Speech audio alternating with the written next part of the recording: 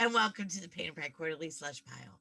We are so glad that you have decided to, I don't know, subscribe, turn this on, push a button, click some stuff. I don't know. But you're here and we're here and we are the editors of Pain and Pride Quarterly, and we are going to read some poems and discuss some work. And we're so happy to do this in front of you, as it were. So I'm Kathleen Volkmiller, and I'm still on my Collingswood third floor in New Jersey, to be in the lab soon, hopefully.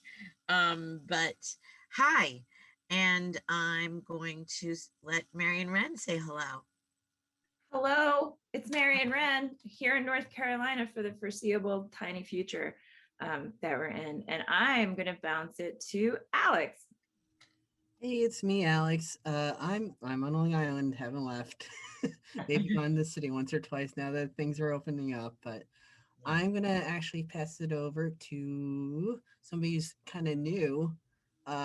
If they want to speak, I'm gonna pass it over to Gabby. Yeah, thank you. Hi, I'm Gabby. I'm still in Philadelphia, and happy to be here. I'll pass it to Jason. Hi, it's Jason. I am happily in Brooklyn, and I think that's all of us. Wow, yeah, except for our intrepid sound engineers. Ooh, we do love our intrepid sound engineers. Hello, Larissa and Kate. Morning. I'm from Philadelphia, representing Philadelphia. Oh, nice shirt, nice shirt. Oh, I want that t-shirt. I love that t-shirt. I'll send you a link. Great font. Thank you. Wait, can you show it again? Can I see it again, Larissa? I know Slushies, this is the wrong This is a medium for you. podcast. I know. Can't see. It's awesome. Thank you. It's a Liberty Bell over the eye. And lastly, Kate with her updated pink hair. Yeah. Yes. Hi, I'm still in Philadelphia too. But your hair's fresh. Yes. Well, so okay, let's get to it. What we're going to do is read 3 poems by Rasha Alduwaisan, and yeah, and then we'll discuss them and we'll vote together, and it's going to be a great time. So let's get going. Who would like to read Diving for Pearls? I'll jump in, just to clear out the vocal chords today. Okay. Right. Diving for pearls. My body is a sack of bones, feet bound, heavy with stone. I plunge and sand shatters without a sound, tongue-tied. The sea is breathless, rope and leather and lead. I grasp what I can see, rough shells, round shells, hollow shells. I mouth your name and something stirs. I pry myself open to find it. Well read, Alex. I really appreciate the sort of almost breathy quality, the sort of whispering quality, right? The way the poem makes you want to sort of lean into the microphone and croon a little bit, right?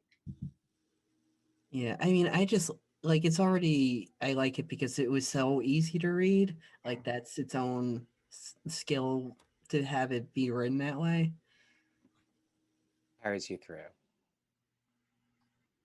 The sound, particularly like the alliterations and the repeated sounds, like my body is a sack of bones, feet bound heavy with stone. Like, it just really kind of keeps drawing you forward. Like, almost all of the sounds are repeated, and so you have this incredible sonic density throughout the poem that's really satisfying.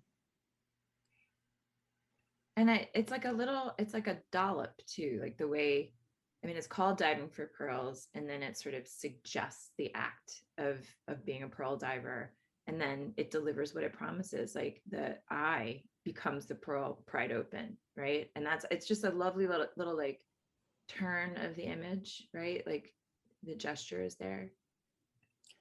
And like the way that the long I is carrying across that final line, I pry myself open to find it. And that alternation of the long and the short syllables is really exciting. Yeah.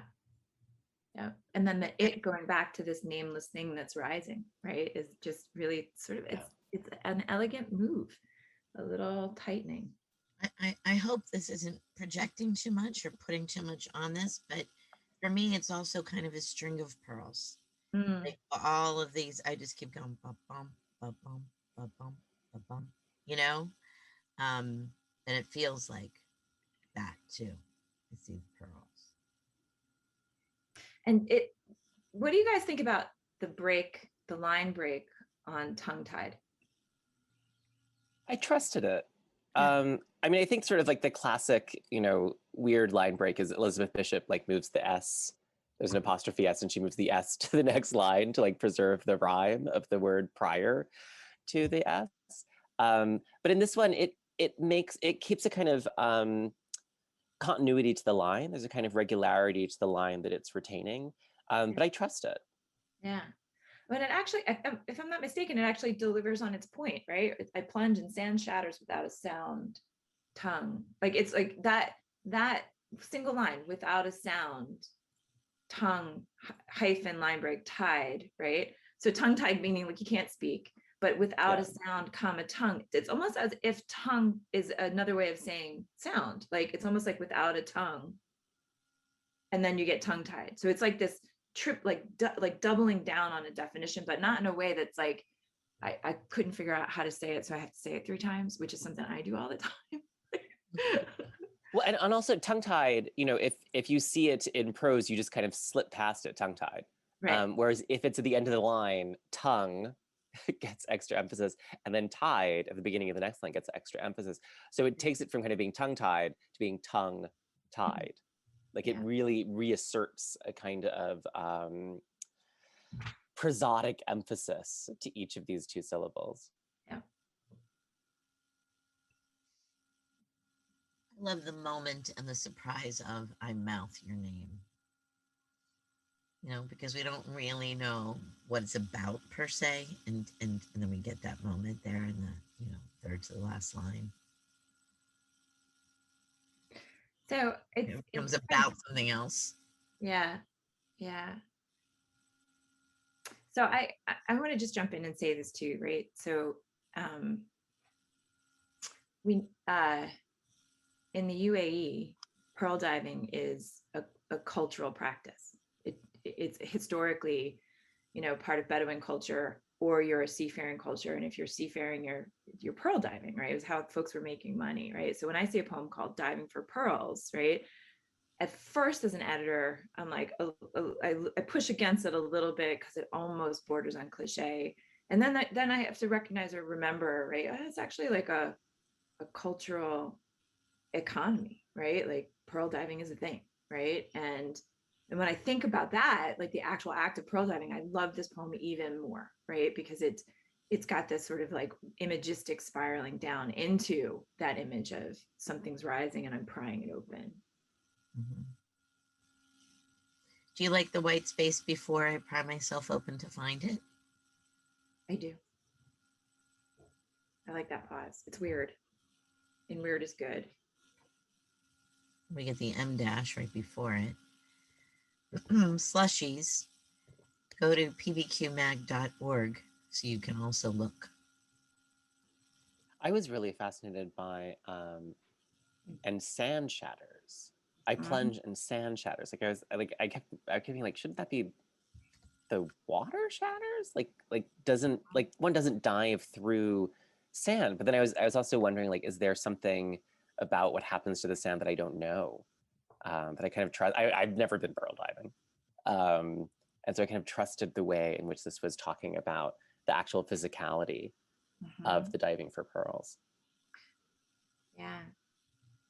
It does have that surreal quality, right? So it's both like sort of gesturing towards the act of it and also this like dreamscape quality.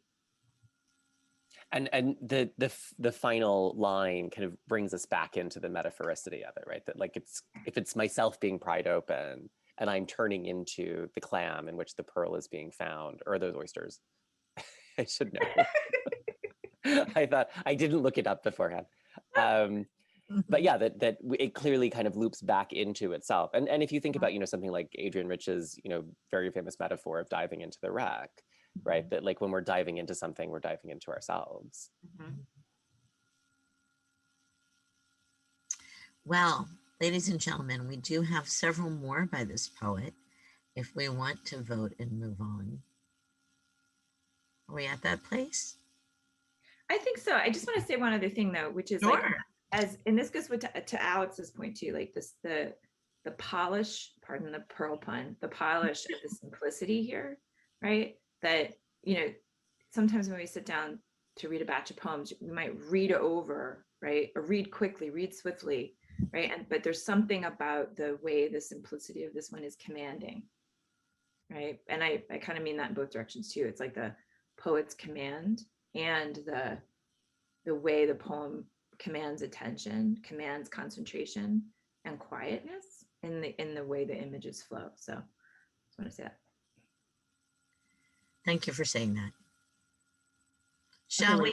let's vote. Shall we flip throw the thumbs? Shall we flip thumbs? Okay, 1, 2, 3, vote. And it's unanimous. Woohoo! Wahoo! It was dramatic, but not suspenseful. Yeah. Woo! Well said, my friend. Well said. I appreciate the distinctions. All right. We have Tidying Up with Marie Kondo. And I'm going to ask if I can read it. Can I read it? Read it. Thank you. So, Slushies, you need to know that this is written like a prose block, but there are white spaces within sentences.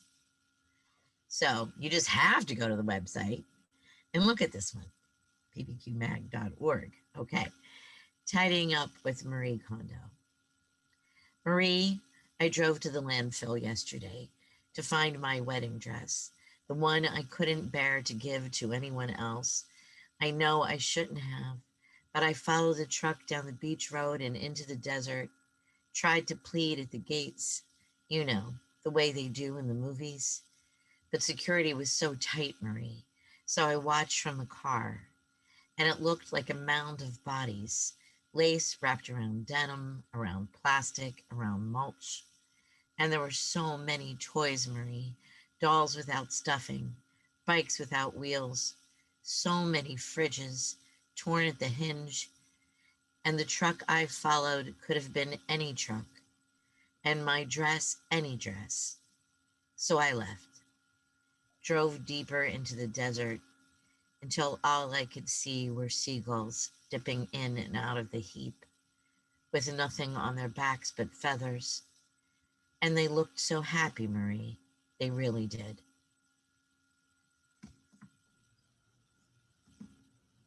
All right.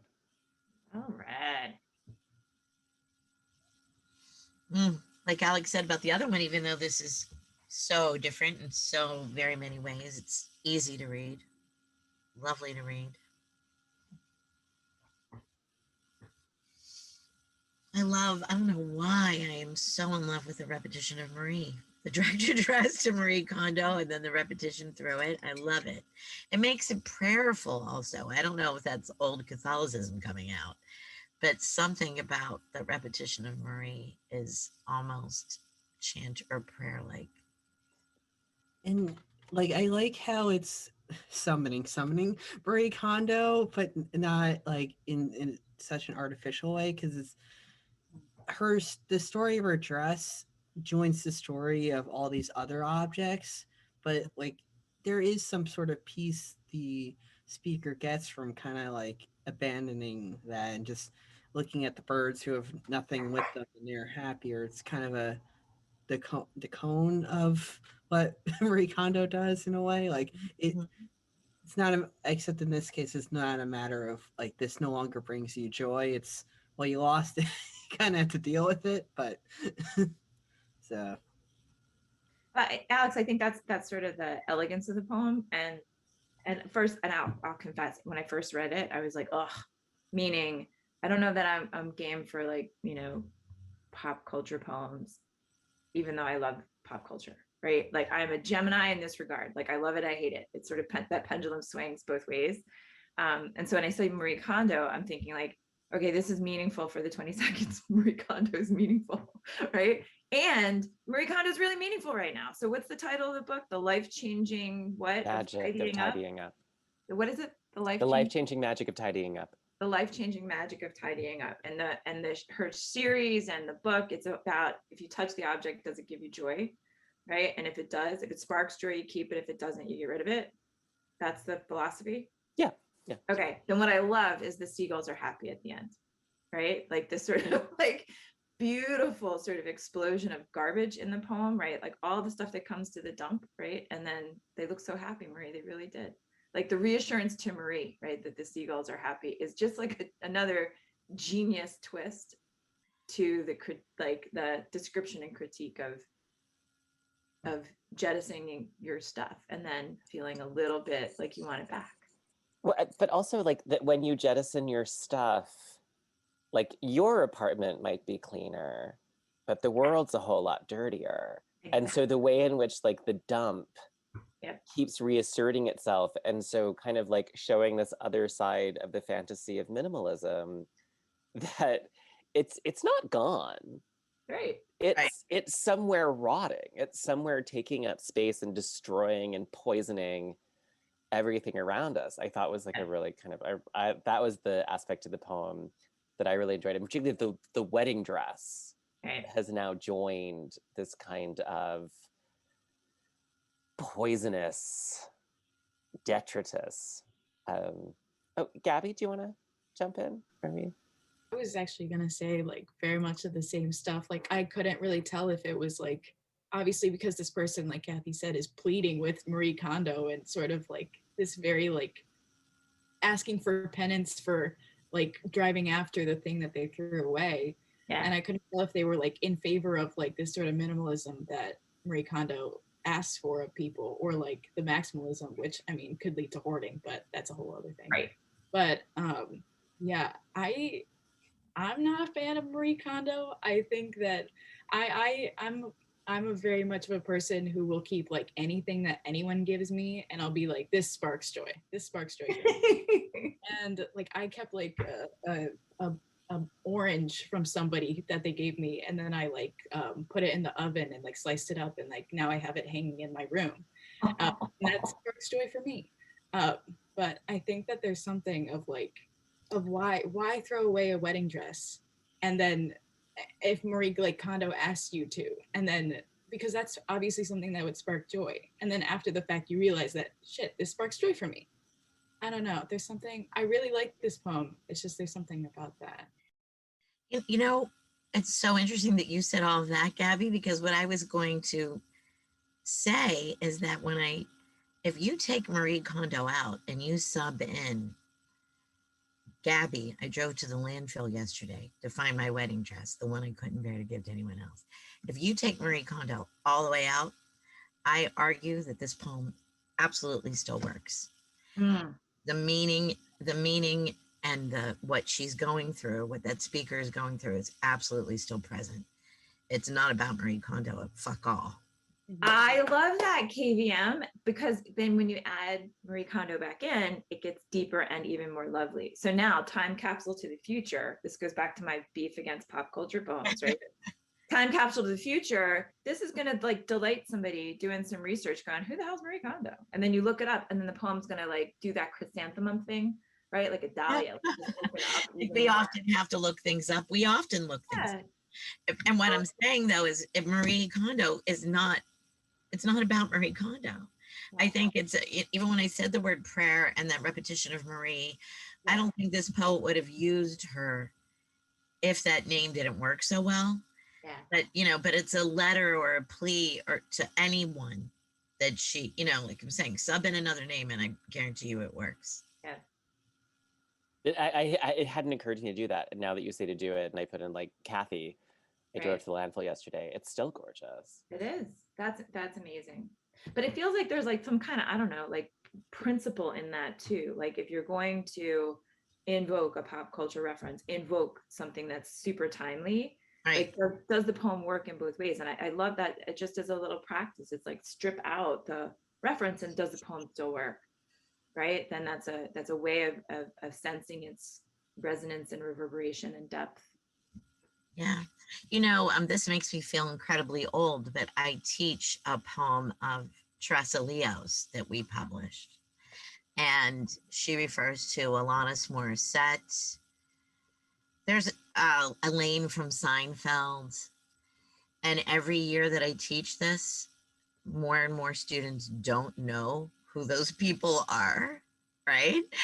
And but they're not bugged, like they're not so irritated by those references that they need to like look them up or whatever. It doesn't bother them. They just get it and keep going with the poem. So but I actually use that poem to point out pop culture references and what they, But I feel like there was a huge shift in kind of how poems worked based on the sort of accessibility of Google. That I know, like editing in like 2002, 2003, there was kind of an idea of like, can we expect people to know what this is? Mhm. Because everything wasn't instantly available. And by like 2009, 2010, it was like, yeah, if it's a foreign word that's not an English word, you can look it up. If this, it used to be, if you were going to have like a quote from Milton or a quote from, someone, there's kind of this question of, is this sufficiently, and now I guess it's a bad word, canonical, that we can expect a reader to know this? Like when Aga Shahid Ali quoted the Cummings line, no one has such small hands, not even the rain. Like he could just expect you to know that if you were, like in poetry. But now everyone has access to everything. So, like if you don't know who Marie Kondo is, like you're 7 Google seconds away from finding out. Yeah, if that, right? And I think that we can also say what we do in meetings. Sometimes in a meeting, I'm always the big bear, I guess. But when people start looking stuff up, but we've already decided we're really not that into the poem, I'm always the one that kind of goes, wait a minute, why are we spending more time looking this up when we've already kind of decided no, right? So when I would be, training, and I put air quotes on training, when I would be talking to people about how to read for PBQ, I would say, do you want to look it up? Do you need to look it up? Do you want to spend this much time on this piece? Right? So that question, I think, if we're talking about all of this with pop culture, is relevant. Like if you don't give a shit who Marie Kondo is because the poem sucks, then you're done. Right? Well, I mean, that's what it is. Or Alanis Morissette or anybody, right? And if you are compelled by everything around it, then you want to know, the context. Yeah, the context makes you curious, right? Like, right. And then bonus points if your curiosity is rewarded, right, by 7 seconds of Google heaven, then you're good, right? And beyond good, the poem expands for you, right? Yeah. Gabby, were you going to say something? Sorry, I just don't know how to jump in sometimes. I was just gonna say, I think like regardless of context, I mean, it's fine. Like this poem specifically is fine without context because you can just create your own. Like you said, like you can replace Marie with anything. And I know there's been plenty of poems that I've read through where it might have like a specific name. And I like you said with your students, I don't feel any like particular need to like look this person up because in my mind it could just be someone from the poet's own life that they're talking about. And it's like with like talking about this one, like with Marie could be like the person that they were married to, or like someone who told them to throw it out, but not specifically like this life coach, or like like just someone in your life. And I think that it can expand on its own without having to do a Google search. Yeah. All right then. Are we flipping thumbs? Are we? I am. Okay. If you're voting, I'll vote too. Okay, good. That's when it works. Alex has his whole hand up. No, Alex, you can't whole hand vote. Oh, he's hiding stuff. He was hiding. Voting work. Oh. Sorry. 1, 2, 3, vote. Woohoo! And it's unanimous again. Oh, I'm so happy. I love this. I love this job. It's a really good job. All right. Oral history. Who's doing it? Jason, it looks like you. I feel like. Okay. All right. Here I come. Oral history. And if I could, I would conjure a display of tongues, each on a pedestal, plump and outstretched. And they would speak of the winter you told me about, the year when the sand was feathered with snow, your goat-haired homes too stiff to fold. And I would seek the gust that swept up your cloak, numbed your toes, emptied your cup. Seek the air that filled your lungs, warm enough to tell us more. Beautiful reading. Thanks. And this is the sound of us thinking and rereading. And imagining a display of tongues. And desert snow. Yeah, snow in the Very desert. beautiful. I love the tongues on the pedestals. I can so easily picture a gallery, a room, you know, with many of them, and you could walk amongst them. And then I love the paired homes too stiff to fold. And again, like that density of stress, your goat-haired homes, too stiff to fold. Like, oof. Mm-hmm. Getting those 3 stresses in a row, goat-haired homes, is always impresses me. mm, I like that density of stress. Jason, I agree with you, but go back up to the top of that stanza, right? And they would speak of the winter you told me about, the year when the sand, right? So what do you make of the lineation of the first 2 lines of that stanza? Oh, the way in which it's breaking at the preposition? Yeah. Yeah, usually that's a very weak break. I mean, usually I would warn people against ever breaking between the preposition and its object, because if you're placing emphasis on the preposition, that's usually a weak form of emphasis. And English, because we don't have that many other like features, you know, we do everything through prepositions, and like people who are not native speakers of English are always fascinated by the fact, you know, that we just use them all the time. You know, I'm up for it, I'm down for it means the same thing, but I'm down also means that I'm sad, but you know, like I'm over it, I'm you know, so in a weird way, I think in this particular piece, I liked calling attention to the preposition and giving it that extra stress because it really kind of chopped things up. That there was a way in which this is working against the syntax in the same way that in the earlier poem, like when I think we talked about tongue-tied, right? That like tongue-tied would be sort of very smooth and kind of quick. It would just be a quick spondy in you know, prose. But in the poem, by breaking the line there, you have this really powerful emphasis that kind of restores a centrality to both of these 2 words, that tongue and tied need to be kind of paid attention to. So I felt like this was maybe not so much calling attention to the preposition, but the way that it was cutting against syntax, the way that it was slowing you down in a place that you wouldn't otherwise be slowed, that it was chopping against the expected breaks, which is usually not good. Usually that sort of dissolves a lot of the meaning making and sort of kind of just leaves things in pieces. And I think here, because the lines are so short, because we have this really mellifluous, and they would speak of the winter you told me about, the year when the sand was feathered with snow. They have this really lilting rhythm that then kind of lands so hard on your goat-haired homes, too stiff to fold. It felt right to me. Like it felt like it was calling attention to the construction of the sentences in a way that I would ordinarily not be down for, but in this particular case, I was in. Listen, thank you for dwelling on that with me, because when we were talking about tongue-tied, you used the word trust. You trust it, right? And I think for me, to be Debbie Downer here, I don't actually trust of here, right? And I say that because I totally love the opening line, and if I could, I'm in.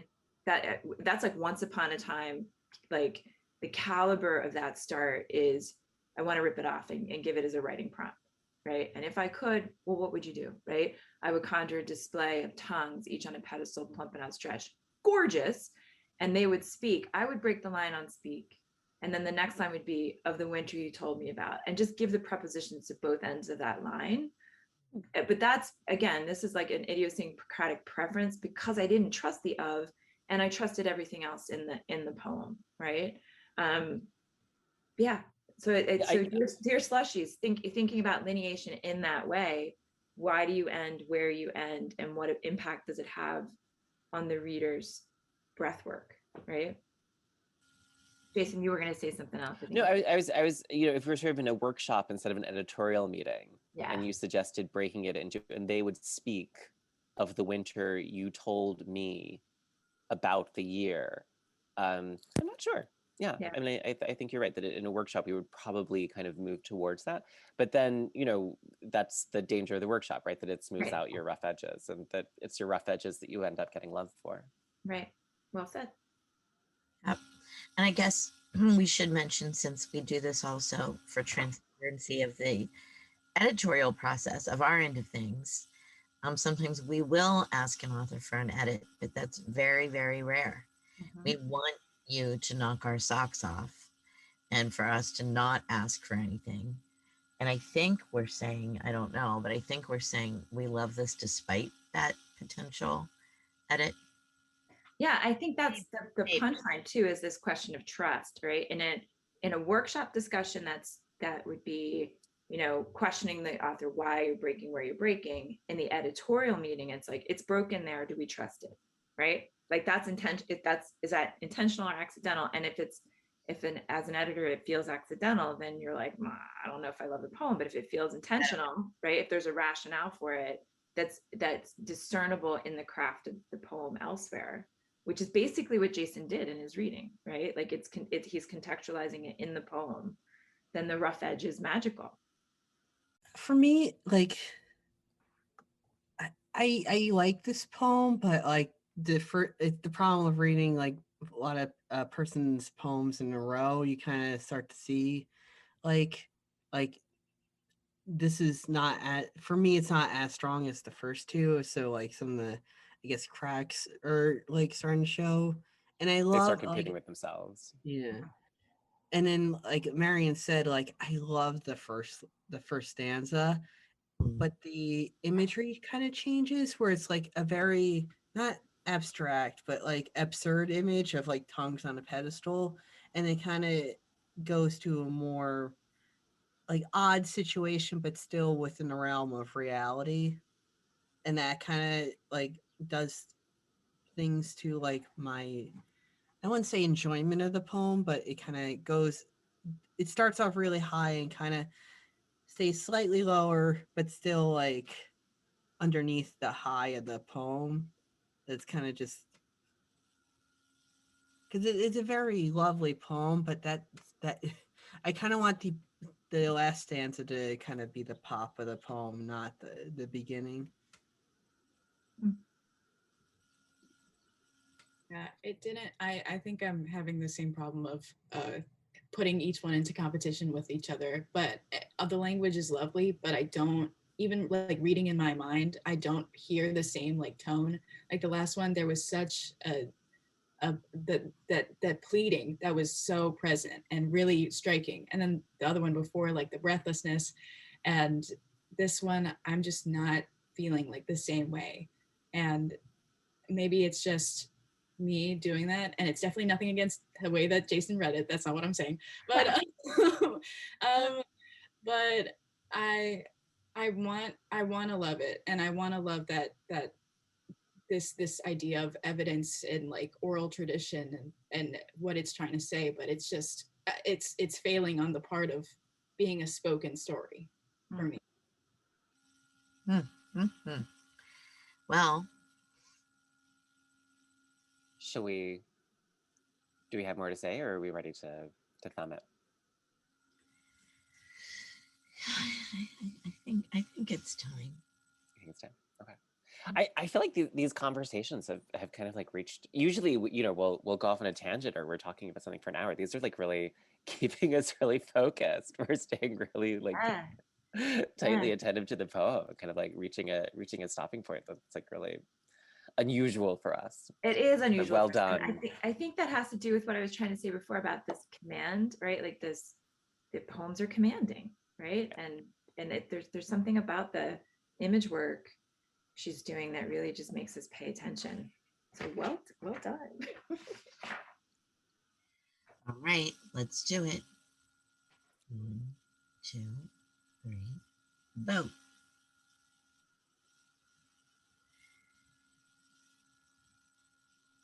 And this one is not going Sadly. in. 2 for 3 is really good. It is. Well, yeah, that's true. Rasha's rocking it. Um, I'm wondering if we have time to do the 4th. You think yes? Intrepid we sound should. engineers, do we think yes? Can we go on? I got time. All right. All right. Marion, we haven't heard you. Oh, yay. All right. So, in full disclosure, here in North Carolina, I might be descended upon by a grounds crew any moment, which sounds way fancier than the dude on the giant power motor who comes over. So if it gets really loud, I apologize in advance for the sound of lawnmowers. As I read Rasha Alduwaisan's Can we call the episode that? Can we call the episode I apologize in advance for the sound of lawnmowers? Okay, that's it. That's the title. Perfect. So this is Agarwood. I dab oud on my wrists, my neck, the gap between my breasts, the way the agar pours sap into its wounds, the tender scent filling the room. In Cambodia, they strip down trees to find it, the infected bark, the salve. My throat is dry from shouting.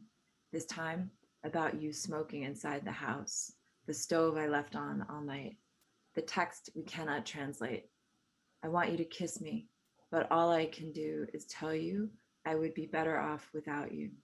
Tell me, how long does a bruised tongue take to heal? How sweet does it taste? Thank you, Marion. Oh my God, that was so much fun to read. Thank you, Rasha. They're all delicious in the mouth, for sure. Oh God.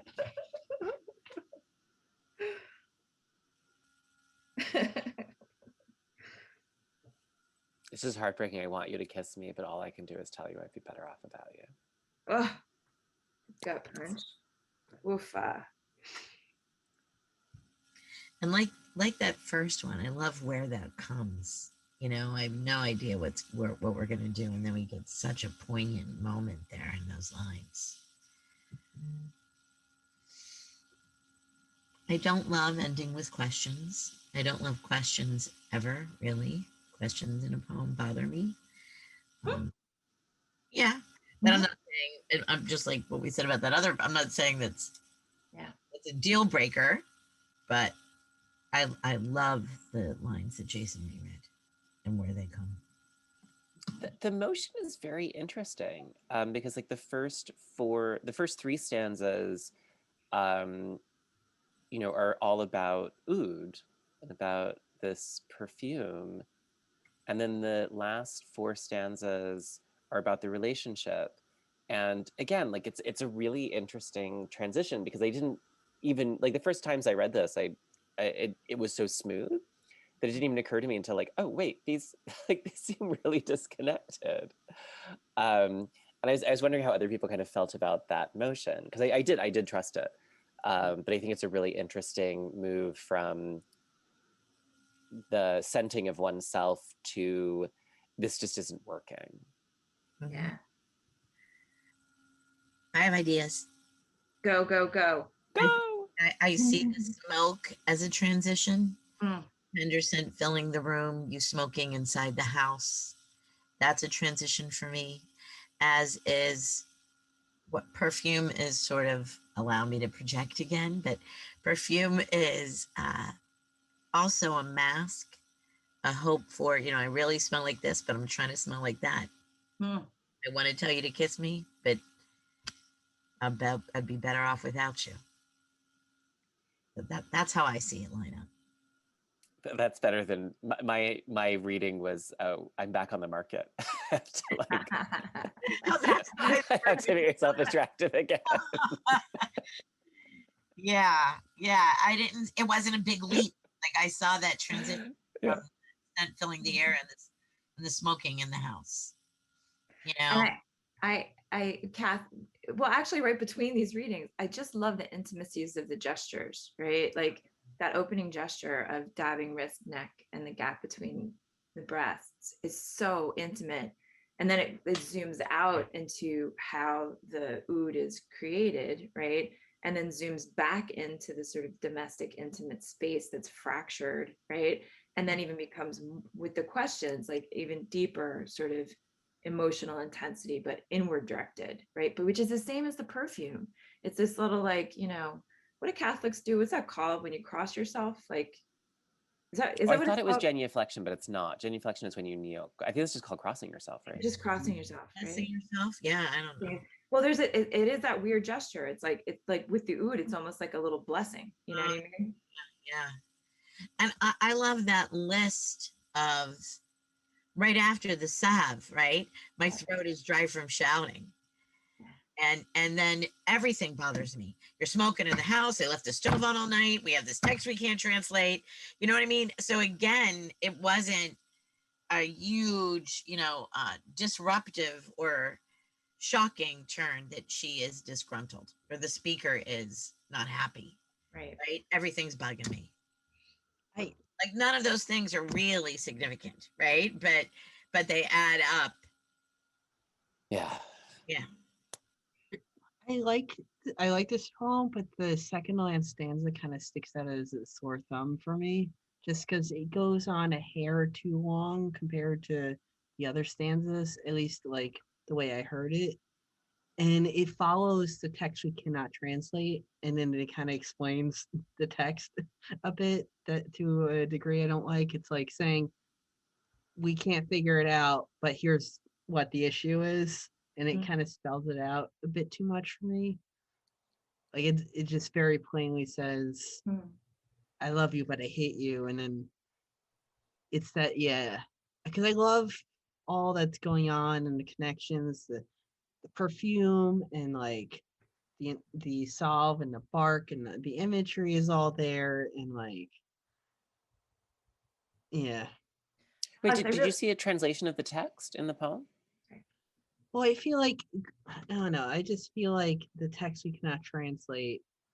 I want you to kiss me, but all I can do is tell you I'd be better off without you. I feel like that's kind of explaining the feeling in a poem where a lot of things are emotions or sense. Yeah. Like it just jumps out as an incongruity for me. Well, Alex, I just wanted to say that that seems like such an important thing for poets to consider too, right? That you've got this image that's doing the work, and then the impulse is to explain the image for the reader, right? I think that's what I hear you saying, right? Mhm. But I think in this poem, I'm actually entranced by it because that's not necessarily how I would have read the text we cannot translate. So I kind of like that the text we cannot translate points in one direction and then gets qualified and clarified, but in a way that's sort of satisfying rather than reductive. And because I think that's the risk. Like when you explain your image in a poem, you prevent your reader from doing any work, right? So is it pleasure? Is this quote explanation pleasurable? Sonically, it is certainly, but it's also totally fucking heartbreaking.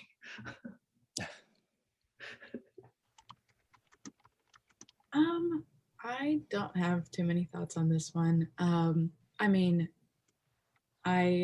it's happening again of one of those things where I'm reading it and I'm like, this is really interesting, and there's a lot of different things that are sparking joy. But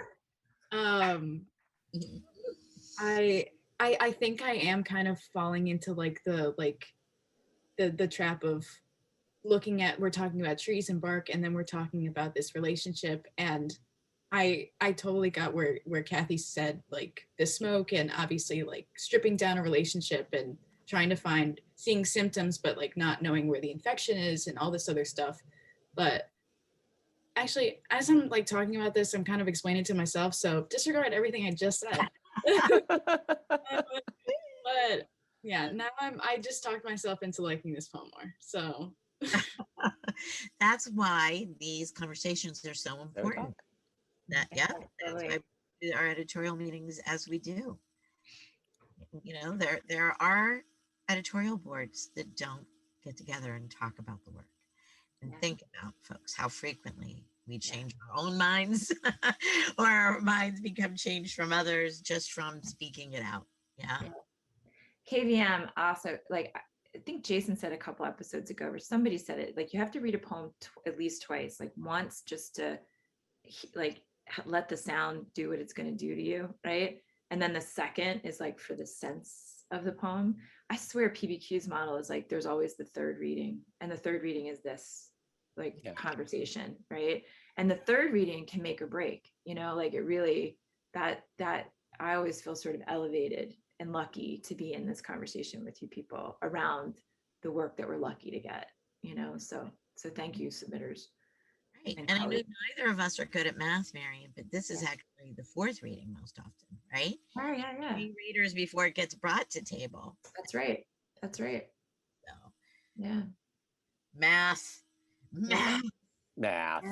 Well, yeah, and I think that's like we're talking two things there. It's like, as a reader, how do you experience a poem? And then what's the PBQ mechanism? And the PBQ mechanism is layers, right? It's like 3 readers, and then it's brought to table. Like, it's trust us when we say we take your work seriously. This is how. Right. Now that we're 3.5 years in of doing this podcast, right? Mm-hmm. Is it? I don't know. It's been 3.5 years. Is it 2.5? It's 2.5. I don't know. It might be a decade. I thought it was like 5. I thought we've been doing this for like 5 years. Could be. I no longer. I now think that anything that happened before the pandemic was 5 years ago. I'm with you. I'm like anything like or 1999. Everything else. 1999. It's still in the 90s. So let's not wish it was 1999. My brother, when he would host Peanut Quarterly's slams, he would say, "Welcome to the 4,782nd slam." He would just make up random numbers every time. What I was going to say is, I think, you know, let's just acknowledge that the reason why we began this was seriously, truly, and almost solely to allow folks to see how much time we spend on every single poem. It's artisanal editorial work. Yeah. All right, but we are not Fordists. We are not. We are not Fordists. No, efficiency is not our model. Efficiency. We thumb our nose at efficiency. We have no idea how many. Oh, is the term man hours out? Like, can I still use the term man hours? Or is that like a scientific term, or is that like person hours now? I should say people hours. It just came out of my mouth, and I was like, wait, no. Yeah, like the number of people hours or editor hours that we spend on each poem is not efficient, and it's an act of love.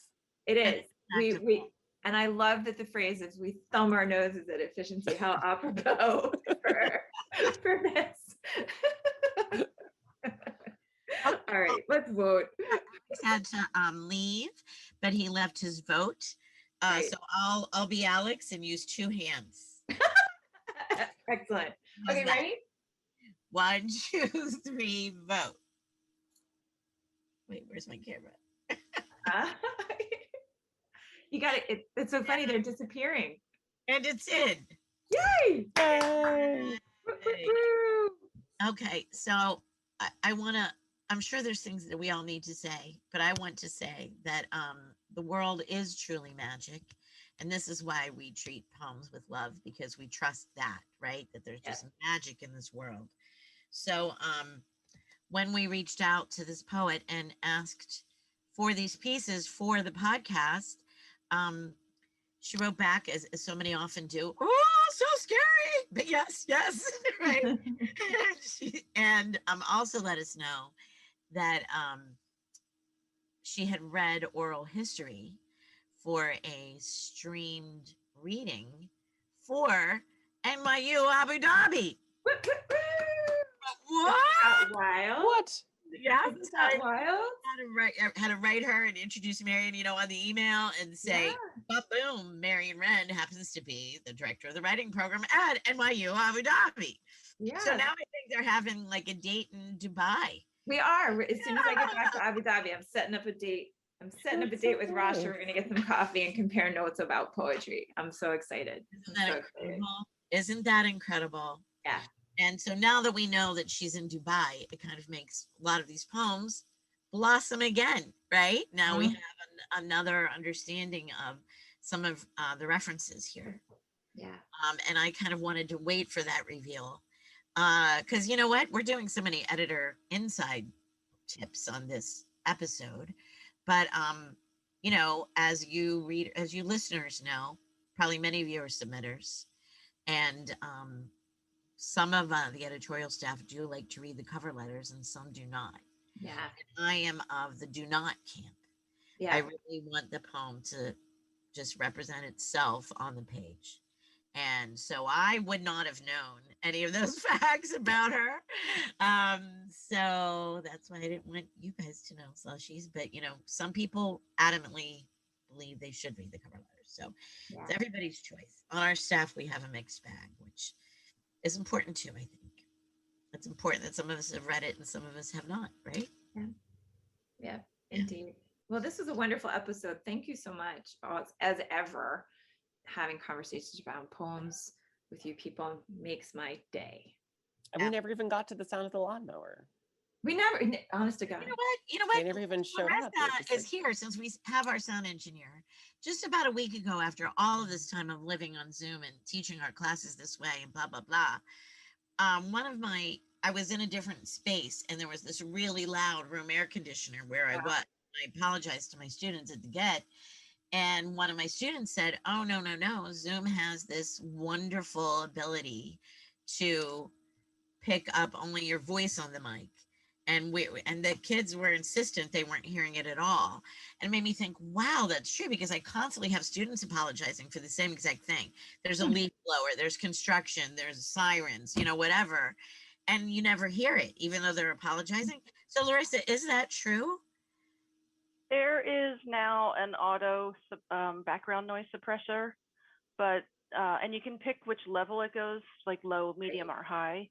But it kind of depends on what venue you're in. Like I was on a meeting where somebody was using that on the main speaker, but there were people in the room. So anytime somebody like over here in the back of the room spoke, you couldn't even hear the speaker if they were presenting.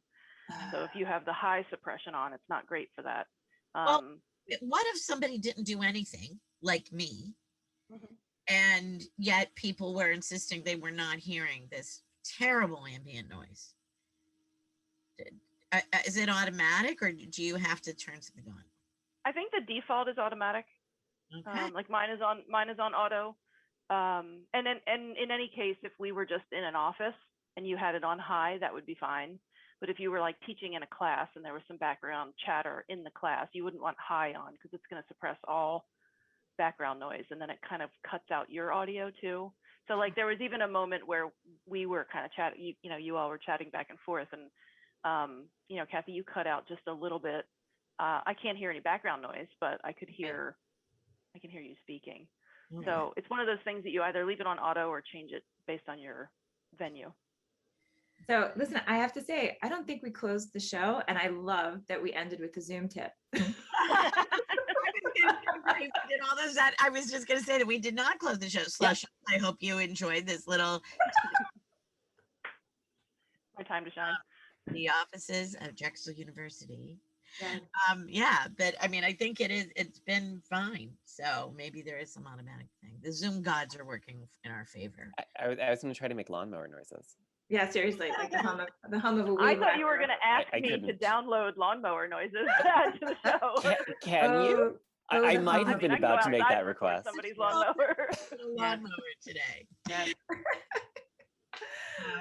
So I'll go record one for the open. There you go. Thanks. And we apologize in advance. All right. So if nobody has anything else to say, we just like to say Slushies. Let us know how you're doing, and everyone keep on reading. Thank you. Thank you, Rasha.